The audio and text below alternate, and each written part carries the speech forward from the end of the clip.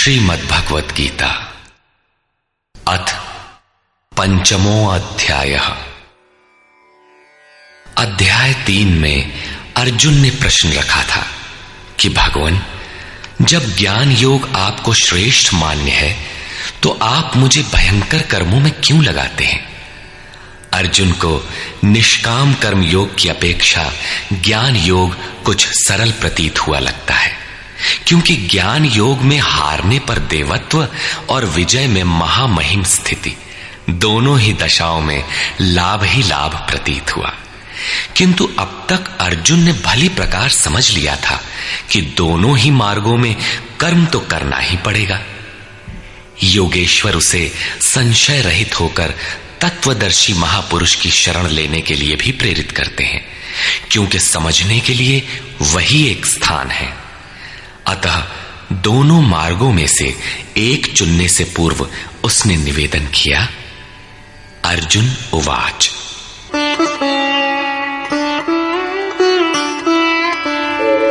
सन्न्यासं कर्मणां कृष्ण पुनर्योगं च शंससि यच्छ्रेय एतयोरेकं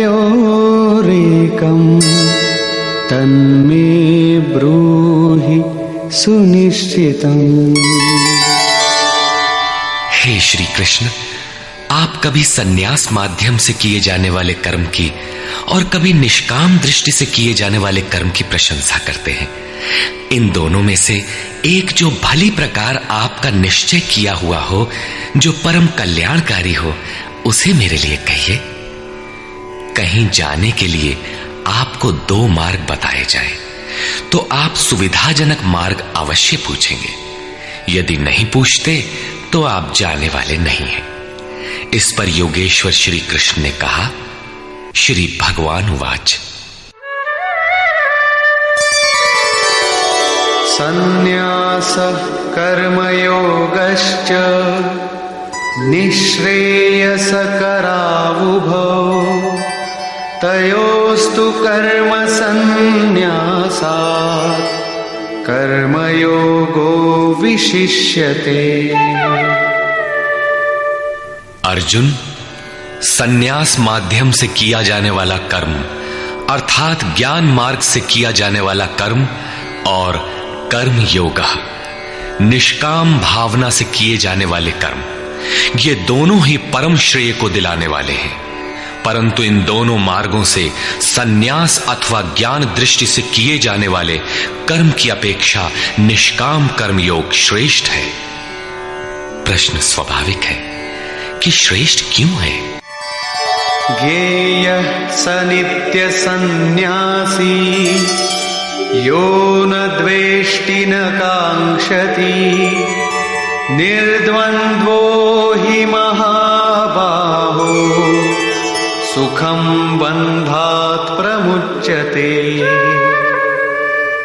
महाबाहु अर्जुन, जो न किसी से द्वेष करता है न किसी की आकांक्षा करता है, वो सदैव सन्यासी ही समझने योग्य है, चाहे वो ज्ञान मार्ग से या निष्काम कर्म मार्ग से ही क्यों ना हो।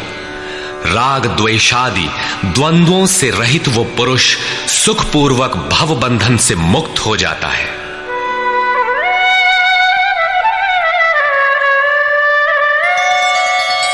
सांख्ययोगौ पृथग् बालाः प्रवदन्ति न पंडिताः एकमप्यास्थितः सम्यग् उभयोर्विन्दते फलम्।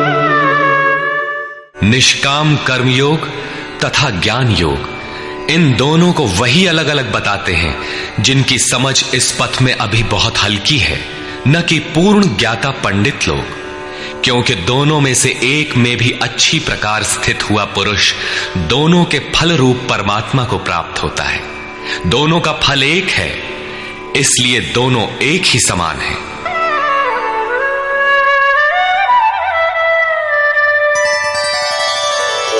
यत्सांख्यैः प्राप्यते स्थानम् तद्योगैरपि गम्यते एकं सांख्यं च योगं च यः पश्यति स पश्यति। जहां सांख्य दृष्टि से कर्म करने वाला पहुंचता है, वहीं निष्काम माध्यम से कर्म करने वाला भी पहुंचता है। इसलिए जो दोनों को फल की दृष्टि से एक देखता है, वही यथार्थ जानने वाला है। जब दोनों एक ही स्थान पर पहुंचते हैं, तो निष्काम कर्मयोग विशेष क्यों? श्री कृष्ण बताते हैं,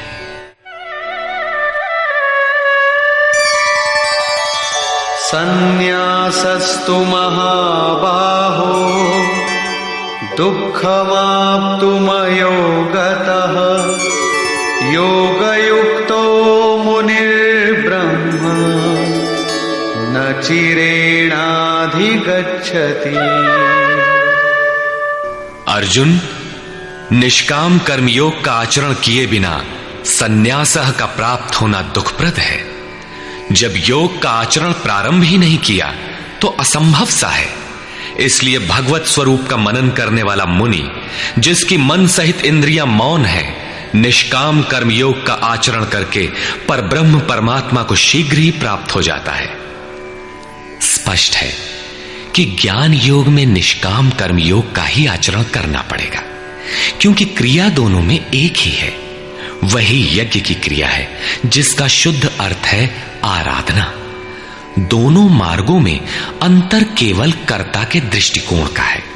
एक अपनी शक्ति को समझकर हानि लाभ देखते हुए इसी कर्म में प्रवृत्त होता है, और दूसरा निष्काम कर्मयोगी इष्ट पर निर्भर होकर इसी क्रिया में प्रवृत्त होता है। उदाहरणार्थ, एक प्राइवेट पढ़ता है, दूसरा नॉमिनेट। दोनों का पाठ्यक्रम एक ही है, परीक्षा एक है, परीक्षक निरीक्षक दोनों में एक ही है।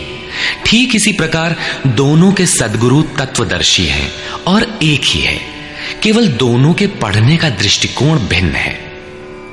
पीछे जैसे श्री कृष्ण ने कहा कि काम और क्रोध दुर्जय शत्रु हैं, अर्जुन इन्हें तू मार। अर्जुन को लगा कि ये तो बड़ा कठिन है, किंतु श्री कृष्ण ने कहा, नहीं, शरीर से परे इंद्रियां हैं, इंद्रियों से परे मन है, मन से परे बुद्धि है, बुद्धि से परे तुम्हारा स्वरूप है। तुम वहां से प्रेरित हो। इस प्रकार अपनी शक्ति को सामने रखकर स्वावलंबी होकर कर्म में प्रवृत्त होना ज्ञान योग है। समर्पण के साथ इष्ट पर निर्भर होकर उसी कर्म में प्रवृत्त होना निष्काम कर्म योग है। दोनों की क्रिया एक है और परिणाम भी एक ही है। इसी पर बल देकर योगेश्वर श्री कृष्ण यहां कहते हैं कि योग का आचरण किए बिना संन्यास अर्थात शुभाशुभ कर्मों के अंत की स्थिति का प्राप्त होना असंभव है। श्री कृष्ण के अनुसार ऐसा कोई योग नहीं है कि हाथ पर हाथ रखकर बैठे बैठे कहो कि मैं परमात्मा हूं, शुद्ध हूं, बुद्ध हूं, मेरे लिए न तो कर्म है न बंधन, मैं भला बुरा कुछ करता दिखाई पड़ता भी हूं तो इंद्रियां अपने अर्थों में बरत रही हैं। ऐसा पाखंड श्री कृष्ण के शब्दों में कदापि नहीं है। साक्षात योगेश्वर भी अपने अनन्य सखा अर्जुन को बिना कर्म की ये स्थिति नहीं दे सके। यदि ऐसा वे कर सकते तो गीता की आवश्यकता ही क्या थी। कर्म तो करना ही पड़ेगा। कर्म करके ही संन्यास की स्थिति को पाया जा सकता है और योग युक्त पुरुष शीघ्र ही परमात्मा को प्राप्त हो जाता है। योग युक्त पुरुष के लक्षण क्या है, इस पर कहते हैं,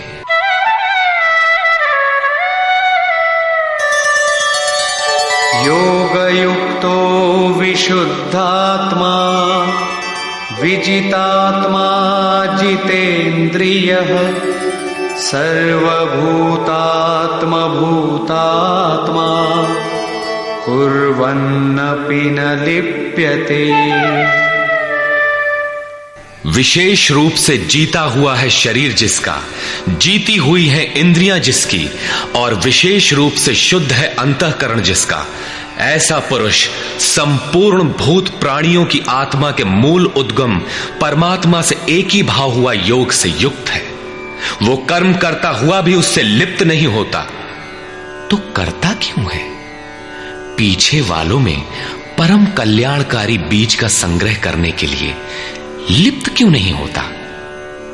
क्योंकि संपूर्ण प्राणियों का जो मूल उद्गम है, जिसका नाम परम तत्व परमात्मा है, उस तत्व में वो स्थित हो गया। आगे कोई वस्तु नहीं जिसकी शोध करे।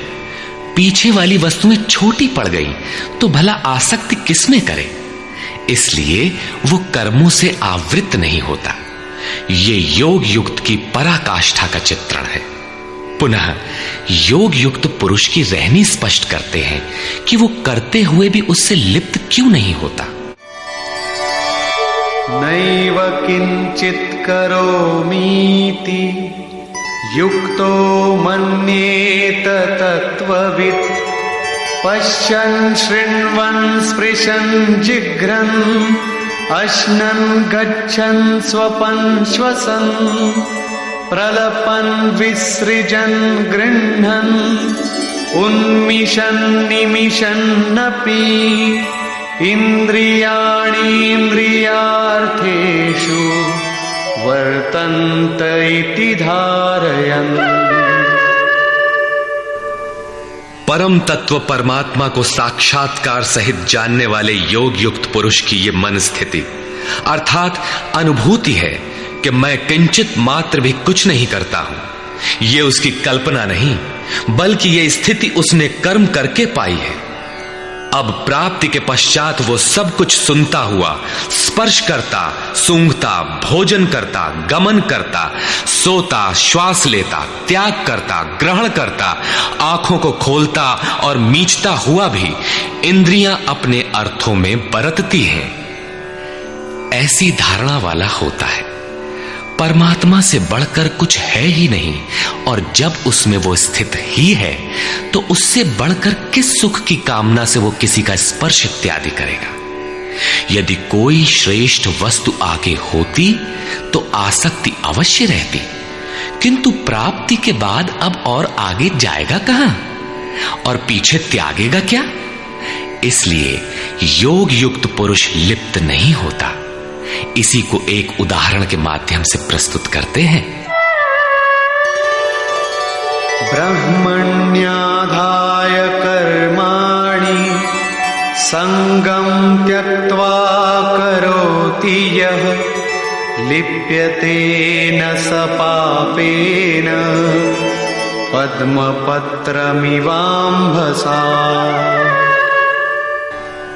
कमल कीचड़ में होता है, उसका पत्ता पानी के ऊपर तैरता है, लहरें रात दिन उसके ऊपर से गुजरती हैं, किंतु आप पत्ते को देखें सूखा मिलेगा। जल की एक बूंद भी उस पर टिक नहीं पाती। कीचड़ और जल में रहते हुए भी वो उससे लिप्त नहीं होता। ठीक इसी प्रकार जो पुरुष सब कर्मों को परमात्मा में विलय करके साक्षात्कार के साथ ही कर्मों का विलय होता है, इससे पूर्व नहीं। आसक्ति को त्याग करके अब आगे कोई वस्तु नहीं, अतः आसक्ति नहीं रहती, इसलिए आसक्ति को त्याग कर कर्म करता है। वो भी इसी प्रकार लिप्त नहीं होता। फिर वो करता क्यों है? आप लोगों के लिए, समाज के कल्याण साधन के लिए, पीछे वालों के मार्गदर्शन के लिए। इसी पर बल देते हैं। कायेन मनसा बुद्ध्या केवलैरिन्द्रियैरपि योगिनः कर्म कुर्वन्ति संगं त्यक्त्वात्मशुद्धये। योगी जन केवल इंद्रिय, मन, बुद्धि और शरीर द्वारा भी आसक्ति त्याग कर आत्मशुद्धि के लिए कर्म करते हैं। जब कर्म ब्रह्म में विलय हो चुके तो क्या अब भी आत्मा अशुद्ध ही है? नहीं, वे सर्वभूतात्म भूतात्मा हो चुके हैं। संपूर्ण प्राणियों में वे अपनी ही आत्मा का प्रसार पाते हैं। उन समस्त आत्माओं की शुद्धि के लिए, आप सबका मार्गदर्शन करने के लिए वे कर्म में बरतते हैं। शरीर, मन, बुद्धि तथा केवल इंद्रियों से वो कर्म करता है। स्वरूप से वो कुछ भी नहीं करता, स्थिर है। बाहर से वो सक्रिय दिखाई देता है, किंतु भीतर उसमें असीम शांति है। रस्सी जल चुकी, मात्र ऐंठन आकार शेष है, जिससे बंध नहीं सकता। युक्तः कर्मफलं त्यक्त्वा शान्तिमाप्नोति नैष्ठिकीम् अयुक्तः कामकारेण फले सक्तो निबध्यते। योग युक्त अर्थात योग के परिणाम को प्राप्त पुरुष जो सब प्राणियों के आत्मा के मूल परमात्मा में स्थित है, ऐसा योगी कर्म के फल को त्याग कर, कर्मों का फल परमात्मा उससे भिन्न नहीं है, इसलिए अब कर्म फल को त्याग कर नैष्ठिकीम शांतिम आपनोति, शांति की अंतिम अवस्था को प्राप्त होता है, जिसके आगे कोई शांति शेष नहीं है, जिसके पश्चात वो कभी अशांत नहीं होता। किंतु अयुक्त पुरुष जो योग के परिणाम से युक्त नहीं है, अभी रास्ते में है, ऐसा पुरुष फल में आसक्त हुआ। फल है परमात्मा, उसमें उसका आसक्त होना आवश्यक है, इसलिए फल में आसक्त होने पर भी काम कारेण निबध्यते, कामना करके बंध जाता है, अर्थात पूर्ति पर्यंत कामनाएं जागृत होती है। अतः साधक को पूर्ति पर्यंत सावधान रहना चाहिए। महाराज जी कहा करें, हो तनिको हम अलग, भगवान अलग है, तो माया कामयाब हो सकती है। कल ही प्राप्ति होनी हो, किंतु आज तो वो अज्ञानी ही है, अतः पूर्ति पर्यंत साधक को असावधान नहीं होना चाहिए। इसी पर आगे देखें। सर्वकर्माणि मनसा सन्न्यस्यास्ते सुखं वशी नवद्वारे पुरे देहि नैव कुर्वन्न कारयन्। जो संपूर्ण रूप से स्ववश है, जो शरीर, मन, बुद्धि और प्रकृति से परे स्वयं में स्थित है, ऐसा वशी पुरुष निसंदेह न कुछ करता है न कराता है। पीछे वालों से कराना भी उसकी आंतरिक शांति का स्पर्श नहीं कर पाता। ऐसा स्वरूपस्थ पुरुष शब्दादि विषयों को उपलब्ध कराने वाले 9 द्वारों, 2 कान, 2 नेत्र, 2 नासिका छिद्र, 1 मुख, उपस्थ एवं पायु वाले शरीर रूपी घर में सब कर्मों को मन से त्याग कर स्वरूपानंद में ही स्थित रहता है। यथार्थतः वो न कुछ करता है और न कराता है। इसी को पुनः श्री कृष्ण दूसरे शब्दों में कहते हैं कि वो प्रभु न करता है न कराता है। सद्गुरु, भगवान, प्रभु, स्वरूपस्थ, महापुरुष, युक्त इत्यादि एक दूसरे के पर्याय हैं। अलग से कोई भगवान कुछ करने नहीं आता। वो जब करता है तो इन्हीं स्वरूपस्थ इष्ट के माध्यम से कराता है। महापुरुष के लिए शरीर मकान मात्र है, अतः परमात्मा का करना और महापुरुष का करना एक ही बात है, क्योंकि वो उनके द्वारा है। वस्तुतः वो पुरुष करते हुए भी कुछ नहीं करता। इसी पर अगला श्लोक देखें। न कर्तृत्वं न कर्माणि लोकस्य सृजति प्रभुः न कर्मफलसंयोगं स्वभावस्तु प्रवर्तते। वो प्रभु न तो भूत प्राणियों के कर्तापन को, न कर्मों को और न कर्म फलों का संयोग ही बैठाता है, बल्कि स्वभाव में स्थित प्रकृति के दबाव के अनुसार ही सभी बरतते हैं। जैसी जिसकी प्रकृति सात्विक, राजसी अथवा तामसी है, उसी स्तर से वो बरतता है। प्रकृति तो लंबी चौड़ी है, लेकिन आपके ऊपर उतना ही प्रभाव डाल पाती है जितना आपका स्वभाव विकृत अथवा विकसित है। प्रायः लोग कहते हैं कि करने कराने वाले तो भगवान हैं, हम तो यंत्र हैं, हमसे वे भला करावें अथवा बुरा। किंतु योगेश्वर श्री कृष्ण कहते हैं कि न वो प्रभु स्वयं करता है, न कराता है, और न वो जुगाड़ ही बैठाता है। लोग अपनी स्वभाव में स्थित प्रकृति के अनुरूप बरतते हैं, भगवान नहीं करते। तब लोग कहते क्यों हैं कि भगवान करते हैं? इस पर योगेश्वर बताते हैं, नादत्ते कस्यचित् पापं न चैव सुकृतं विभुः अज्ञानेनावृतं ज्ञानं तेन मुह्यन्ति जन्तवः। जिसे अभी प्रभु कहा उसी को यहां विभु कहा गया है, क्योंकि वो संपूर्ण वैभव से संयुक्त है। प्रभुता एवं वैभव से संयुक्त वो परमात्मा न किसी के पाप कर्म को और न किसी के पुण्य कर्मों को ही ग्रहण करता है। फिर लोग कहते क्यों हैं? इसलिए कि अज्ञान के द्वारा ज्ञान ढका हुआ है। उन्हें अभी साक्षात्कार सहित ज्ञान तो हुआ नहीं। वे अभी जंतु हैं।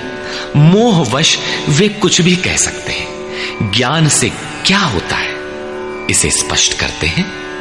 ज्ञानेन तु तदज्ञानम् येषां नाशितमात्मनः तेषामादित्यवज्ज्ञानम् प्रकाशयति तत्परम्। जिनके अंतःकरण का वो अज्ञान जिसने ज्ञान को ढक रखा था, आत्म साक्षात्कार द्वारा नष्ट हो गया है, और इस प्रकार जिसने ज्ञान प्राप्त कर लिया है, उनका वो ज्ञान सूर्य के सदृश उस परम तत्व परमात्मा को प्रकाशित करता है। तो क्या परमात्मा किसी अंधकार का नाम है? नहीं, वो तो स्वयं प्रकाश रूप दिन राति स्वयं प्रकाश रूप है तो, किंतु हमारे उपभोग के लिए तो नहीं है, दिखाई तो नहीं देता। जब ज्ञान द्वारा अज्ञान का आवरण हट जाता है तो उनका वो ज्ञान सूर्य के सदृश परमात्मा को अपने में प्रवाहित कर लेता है। फिर उस पुरुष के लिए कहीं अंधकार नहीं रह जाता। उस ज्ञान का स्वरूप क्या है? तद्बुद्धयस्तदात्मानः तन्निष्ठास्तत्परायणाः गच्छन्त्य पुनरावृत्तिं ज्ञाननिर्धूतकल्मषाः। जब उस परम तत्व परमात्मा के अनुरूप बुद्धि हो, तत्व के अनुरूप प्रवाहित मन हो, परम तत्व परमात्मा में एक ही भाव से उसकी रहनी हो और उसी के परायण हो, इसी का नाम ज्ञान है। ज्ञान कोई बकवास या बहस नहीं है। इस ज्ञान द्वारा पाप रहित हुआ पुरुष पुनरागमन रहित परम गति को प्राप्त होता है। परम गति को प्राप्त पूर्ण जानकारी से युक्त पुरुष ही पंडित कहलाते हैं। आगे देखें। विद्या विनय संपन्ने ब्राह्मणे गविहस्तिनि शुनि चैव श्वपाके च पंडिताः समदर्शिनः। ज्ञान के द्वारा जिनका पाप शमन हो चुका है, जो अपनावर्ती परम गति को प्राप्त है, ऐसे ज्ञानी जन विनय युक्त ब्राह्मण तथा चांडाल में, गाय और कुत्ते में तथा हाथी में समान दृष्टि वाले होते हैं। उनकी दृष्टि में विद्या विनय युक्त ब्राह्मण न तो कोई विशेषता रखता है और न चांडाल कोई हीनता रखता है। न गाय धर्म है और न कुत्ता अधर्म, और न हाथी विशालता ही रखता है। ऐसे पंडित ज्ञाता जन समदर्शी और समवर्ती होते हैं। उनकी दृष्टि चमड़ी पर नहीं रहती, बल्कि आत्मा पर पड़ती है। अंतर केवल इतना है, विद्या विनय संपन्न स्वरूप के समीप है और शेष कुछ पीछे है। कोई एक मंजिल आगे है तो कोई पिछले पड़ाव पर। शरीर तो वस्त्र है, उनकी दृष्टि वस्त्र को महत्व नहीं देती, अपितु उनके हृदय में स्थित आत्मा पर पड़ती है, इसलिए वे कोई भेद नहीं रखते। श्री कृष्ण ने पर्याप्त गो सेवा की थी। उन्हें गाय के प्रति गौरवपूर्ण शब्द कहना चाहिए था, किंतु उन्होंने ऐसा कुछ भी नहीं कहा। श्री कृष्ण ने गाय को धर्म में कोई स्थान नहीं दिया। उन्होंने केवल इतना माना कि अन्य जीव आत्माओं की तरह उसमें भी आत्मा है। गाय का आर्थिक महत्व जो भी हो, उसका धार्मिक वैशिष्ट्य परिवर्ती लोगों की देन है। श्री कृष्ण ने पीछे बताया कि अविवेकियों की बुद्धि अनंत शाखाओं वाली होती है, इसलिए वे अनंत क्रियाओं का विस्तार कर लेते हैं, जबकि निष्काम कर्म योग में अर्जुन निर्धारित क्रिया एक ही है, यज्ञ की प्रक्रिया आराधना। अपुनरावृत्ति वाला ऐसा महापुरुष उस विद्या विनय संपन्न ब्राह्मण, चांडाल, कुत्ते, हाथी और गाय सब पर समान दृष्टि वाला होता है, क्योंकि उसकी दृष्टि हृदय स्थित आत्म स्वरूप पर पड़ती है। ऐसे महापुरुष को परम गति में क्या मिला है और कैसे, इस पर प्रकाश डालते हुए योगेश्वर श्री कृष्ण बताते हैं। इहैव तैर्जितः सर्गो येषां साम्ये स्थितं मनः निर्दोषं हि समं ब्रह्म तस्माद् ब्रह्मणि ते स्थिताः। उन पुरुषों द्वारा जीवित अवस्था में ही संपूर्ण संसार जीत लिया गया, जिनका मन समत्व में स्थित है। मन के समत्व का संसार जीतने से क्या संबंध? संसार मिट ही गया तो वो पुरुष रहा कहां? श्री कृष्ण कहते हैं, निर्दोषम हि समम ब्रह्म। वो ब्रह्म निर्दोष और सम है। इधर उनका मन भी निर्दोष और सम स्थिति वाला हो गया। तस्मात् ब्रह्मणि ते स्थिताः, इसलिए वो ब्रह्म में स्थित हो जाता है। इसी का नाम अपुनरावर्ती परम गति है। ये कब मिलता है? जब संसार रूपी शत्रु जीतने में आ जाए। संसार कब जीतने में आता है? जब मन का निरोध हो जाए, समत्व में प्रवेश पा जाए, क्योंकि मन का प्रसार ही जगत है। जब वो ब्रह्म में स्थित हो जाता है, तब ब्रह्मविद का लक्षण क्या है, उसकी रहनी स्पष्ट करते हैं। न प्रहिष्येत् प्रियं प्राप्य नो द्विजेत् प्राप्य च प्रियं स्थिरबुद्धिरसम्मूढो ब्रह्मविद् ब्रह्मणि स्थितः। उसका कोई प्रिय अप्रिय होता नहीं, इसलिए जिसे लोग प्रिय समझते हैं उसे पाकर वो हर्षित नहीं होता, और जिसे लोग अप्रिय समझते हैं, जैसा धर्मावलंबी चिन्ह लगाते हैं, उसे पाकर वो उद्वेगवान नहीं होता है। ऐसा स्थिर बुद्धि, असम्मूढ़, संशय रहित ब्रह्मविद, ब्रह्म से संयुक्त ब्रह्मवेत्ता, ब्रह्मणि स्थितः, परात्पर ब्रह्म में सदैव स्थित है। बाह्य स्पर्शेष्वसक्तात्मा विन्दत्यात्मनि यत् सुखं स ब्रह्मयोगयुक्तात्मा सुखमक्षयमश्नुते।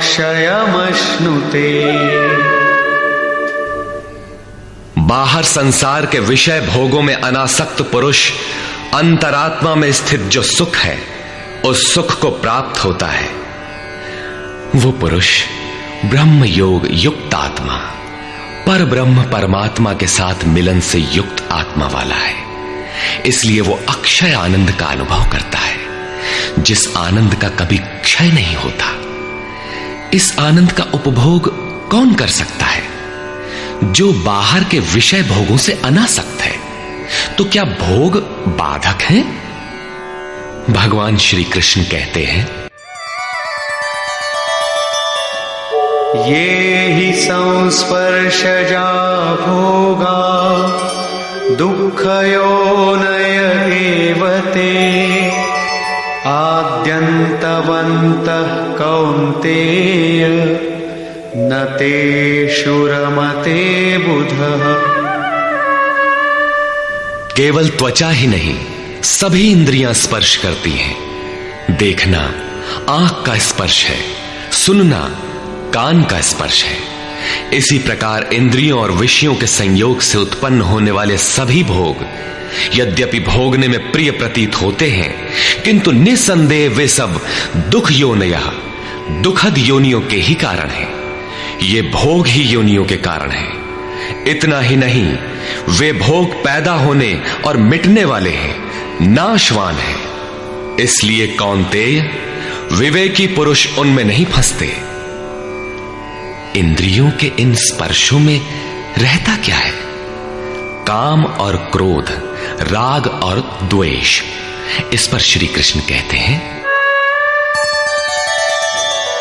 शक्नोति हैव यः सोढुम् प्राक्शरीरविमोक्षणात् कामक्रोधोद्भवम् वेगम् स युक्तः स सुखी नरः। इसलिए जो मनुष्य शरीर के नाश होने से पहले ही काम और क्रोध से उत्पन्न हुए वेग को सहन करने में, मिटा देने में सक्षम है, वही नर रमन करने वाला है। वही इस लोक में योग से युक्त है और वही सुखी है। जिसके पीछे दुख नहीं है, उस सुख में अर्थात परमात्मा में स्थिति वाला है। जीते जी ही इसकी प्राप्ति का विधान है, मरने पर नहीं। संत कबीर ने इसी को स्पष्ट किया, अवधू जीवत में कर आशा। तो क्या मरने के बाद मुक्ति नहीं होती? वे कहते हैं, मुए मुक्ति गुरु कहे स्वार्थी, झूठा दे विश्वासा। यही योगेश्वर श्री कृष्ण का कथन है कि शरीर रहते मरने से पहले ही जो काम क्रोध के वेग को मिटा देने में सक्षम हो गया, वही पुरुष इस लोक में योगी है, वही सुखी है। काम क्रोध बाह्य स्पर्श ही शत्रु है, इन्हें आप जीते। इसी पुरुष के लक्षण पुनः बता रहे हैं। योऽन्तः सुखोऽन्तरारामः तथान्तर्ज्योतिरेव यः स योगी ब्रह्मनिर्वाणम् ब्रह्मभूतोऽधिगच्छति। जो व्यक्ति अंतरात्मा में ही सुख वाला, अंतरारामः, अंतरात्मा में ही आराम वाला, तथा जो अंतरात्मा में ही प्रकाश वाला, साक्षात्कार वाला है, वही योगी ब्रह्मभूत, ब्रह्म के साथ एक होकर ब्रह्म निर्वाणम, वाणी से परे ब्रह्म, शाश्वत ब्रह्म को प्राप्त होता है। अर्थात पहले विकारों, काम क्रोध का अंत, फिर दर्शन, फिर प्रवेश। आगे देखें। लभन्ते ब्रह्मनिर्वाणम् ऋषयः क्षीणकल्मषाः छिन्नद्वैधायतात्मानः सर्वभूतहिते रताः। परमात्मा का साक्षात्कार करके जिनका पाप नष्ट हो गया है, जिनकी दुविधाएं नष्ट हो गई हैं, संपूर्ण प्राणियों के हित में जो लोग लगे हुए हैं, प्राप्ति वाले ही ऐसा कर सकते हैं। जो स्वयं गड्ढे में पड़ा है, वो दूसरों को क्या बाहर निकालेगा। इसलिए करुणा महापुरुष का स्वाभाविक गुण हो जाता है। तथा यतात्मानः, जितेंद्रिय ब्रह्मवेत्ता पुरुष शांत पर ब्रह्म को प्राप्त होते हैं। उसी महापुरुष की स्थिति पर पुनः प्रकाश डालते हैं।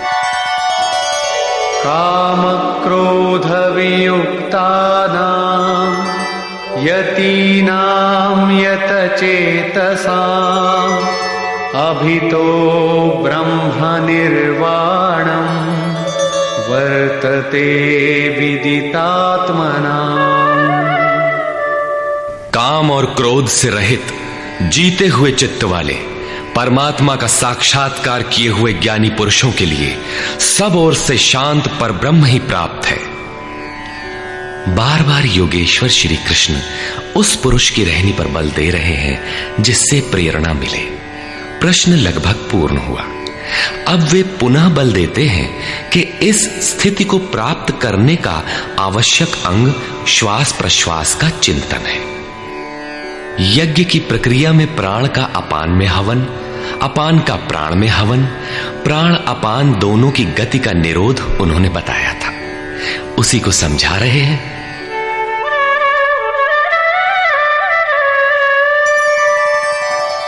स्पर्शान् कृत्वा बहिर्बाह्यान् चक्षुश्चैवान्तरे भ्रुवोः प्राणापानौ समौ कृत्वा नासाभ्यन्तरचारिणौ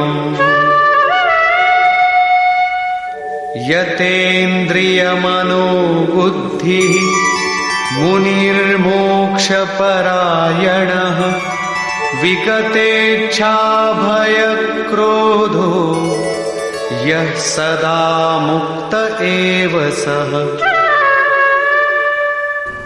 अर्जुन, बाहर के विषयों दृश्यों का न चिंतन करते हुए उन्हें त्याग कर नेत्रों की दृष्टि को भ्रिकुटी के बीच में स्थिर करके, भ्रुवोह अंतरे का ऐसा अर्थ नहीं कि आंखों के बीच या भावों के बीच कहीं देखने की भावना से दृष्टि लगाएं। भ्रिकुटी के बीच का शुद्ध अर्थ इतना है कि सीधे बैठने पर दृष्टि भ्रिकुटी के ठीक मध्य से सीधे आगे बढ़े, दाहिने बाएं इधर उधर चकपक न देखें। नाक की डाणी पर सीधी दृष्टि रखते हुए नासिका के अंदर विचरण करने वाले प्राण और अपान वायु को सम करके, अर्थात दृष्टि तो वहां स्थिर करो और सुरत को श्वास में लगा दो कि कब श्वास भीतर गई, कितनी रुकी। लगभग आधा सेकंड रुकती है, प्रयास करके न रोकें। कब श्वास बाहर निकली, कितनी देर तक बाहर रही। श्वास में उठने वाली नाम ध्वनि सुनाई पड़ती रहेगी। इस प्रकार श्वास प्रश्वास पर जब सुरत टिक जाएगी तो धीरे धीरे श्वास अचल स्थिर ठहर जाएगी, सम हो जाएगी। न भीतर से संकल्प उठेंगे और न बाह्य संकल्प अंदर टकराव कर पाएंगे। बाहर के भोगों का चिंतन तो बाहर ही त्याग दिया गया था, भीतर भी संकल्प नहीं जागृत होंगे। सुरत एकदम खड़ी हो जाती है, तैल धारावत। तेल की धारा पानी की तरह टप टप नहीं गिरती, जब तक गिरेगी धारा ही गिरेगी। इसी प्रकार प्राण और अपान की गति एकदम सम स्थिर करके इंद्रियों, मन और बुद्धि को जिसने जीत लिया है, इच्छा, भय और क्रोध से रहित, मननशीलता की चरम सीमा पर पहुंचा हुआ मोक्ष परायण मुनि सदा मुक्त ही है।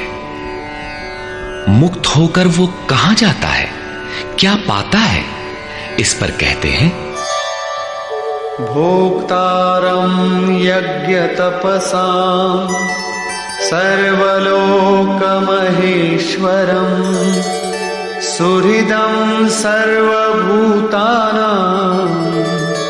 ज्ञात्वा मां शान्तिमृच्छति। वो मुक्त पुरुष मुझे यज्ञ और तपों को भोगने वाला, संपूर्ण लोकों के ईश्वरों का भी ईश्वर, संपूर्ण प्राणियों का स्वार्थ रहित हितैषी, ऐसा साक्षात जानकर शांति को प्राप्त होता है। योगेश्वर श्री कृष्ण कहते हैं कि उस पुरुष के श्वास प्रश्वास के यज्ञ और तप का भोक्ता मैं हूं। यज्ञ और तप अंत में जिसमें विलय होते हैं वो मैं हूं, वो मुझे प्राप्त होता है। यज्ञ के अंत में जिसका नाम शांति है वो मेरा ही स्वरूप है। वो मुक्त पुरुष मुझे जानता है और जानते ही मुझे प्राप्त हो जाता है। इसी का नाम शांति है। जैसे मैं ईश्वरों का भी ईश्वर हूं, वैसे ही वो भी है। निष्कर्ष, इस अध्याय के आरंभ में अर्जुन ने प्रश्न किया कि कभी तो आप निष्काम कर्मयोग की प्रशंसा करते हैं और कभी आप संन्यास मार्ग से कर्म करने की प्रशंसा करते हैं। अतः दोनों में एक को जो आपका सुनिश्चित किया हो, परम कल्याणकारी हो, उसे कहिए। श्री कृष्ण ने बताया, अर्जुन, परम कल्याण तो दोनों में है। दोनों में वही निर्धारित यज्ञ की क्रिया ही की जाती है। फिर भी निष्काम कर्मयोग विशेष है। बिना इसे किए सन्यास अर्थात शुभाशुभ कर्मों का अंत नहीं होता। सन्यास मार्ग नहीं, मंजिल का नाम है। योग युक्त ही सन्यासी है। योग युक्त के लक्षण बताए कि वही प्रभु है। वह न करता है न कुछ कराता है, बल्कि स्वभाव में प्रकृति के दबाव के अनुरूप लोग व्यस्त हैं। जो साक्षात मुझे जान लेता है वही ज्ञाता है, वही पंडित है। यज्ञ के परिणाम में लोग मुझे जानते हैं। श्वास प्रश्वास का जप और यज्ञ तप जिसमें विलय होते हैं, मैं ही हूं। यज्ञ के परिणाम स्वरूप मेरे को जानकर वे जिस शांति को प्राप्त होते हैं, वह भी मैं ही हूं। अर्थात श्री कृष्ण जैसा महापुरुष जैसा स्वरूप उस प्राप्ति वाले को भी मिलता है। वह भी ईश्वरों का ईश्वर, आत्मा का भी आत्म स्वरूपमय हो जाता है। उस परमात्मा के साथ एक ही भाव पा लेता है। अर्थात एक होने में जन्म चाहे जितने लगे। इस अध्याय में स्पष्ट किया कि यज्ञ तपों का भोक्ता, महापुरुषों के भी अंदर रहने वाली शक्ति महेश्वर है। अतः ओम तत्सदिति श्रीमद्भगवद्गीतासु उपनिषत्सु ब्रह्म विद्यायाम योग शास्त्रे श्री कृष्णार्जुन संवादे यज्ञ भोक्ता महापुरुषस्त महेश्वरः नाम पंचमोऽध्यायः। इस प्रकार स्वामी अड़गड़ानंद कृत श्रीमद् भगवद गीता के भाष्य यथार्थ गीता का 5वां अध्याय पूर्ण होता है। हरि ओम तत्सत।